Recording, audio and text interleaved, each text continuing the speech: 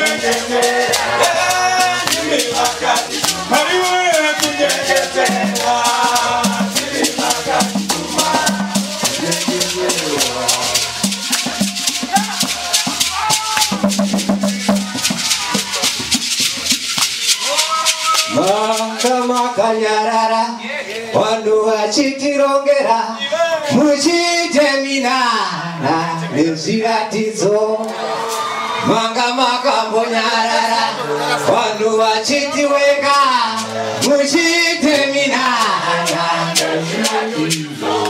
imi manga makambonyarara wanu achitinyeha muchitemina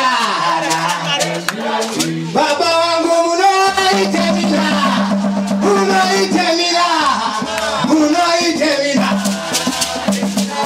baba wangu munoitemina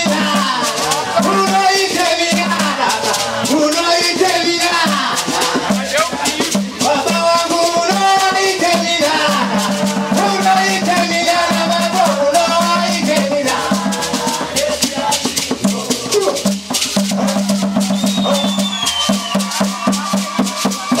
Makanyarara, wanu achitiwengawa, muchitemina.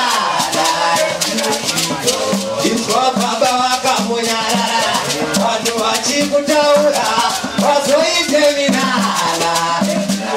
Baba wangu unoitemina, babo, unoitemina. Baba wangu unoitemina,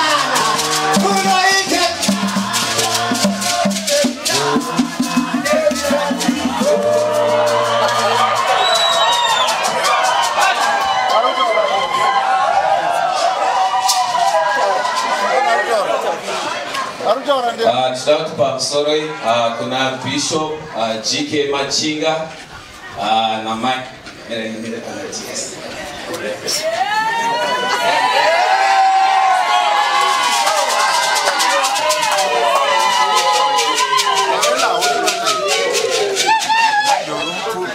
Alright, sorry kuna Bishop wedu GK Machinga na mama. Sorry assistant to Bishop Rev Mafondo Koto. Sorry DS wangu DS Magomo na mama. Sorry director wangu wakatitsigira pano tine true director Marangi na Rev Nyangani. My advisors Edu, Father Maziti. Tudakutenda sure sema chichichi ne HED tukwazisai mese nekuya kwa maita kusanganyo redu tudakukutenda ishua ne uwandu uri pakati pedu kuterera kwa turi kuita kufara kwa turi kuita zvinoratidza kuti church iri mumaoko akanaka. Bishop tinokuvimbisai nekuona kwamuri kuona kuri pano church haizofi, church tichainamatira, church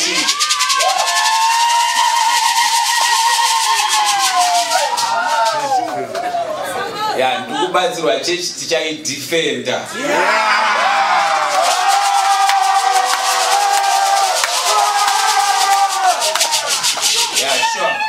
Isusu say So isusu se two districts tukufara tine ma cabbages edu atauya nawo, tine ma tomatoes atauya nawo, tine ma avocados atauya nawo. Tichokwazi chiti maoya. Ndozvizira nguva ino kune vandipa maita basi. Wonderful.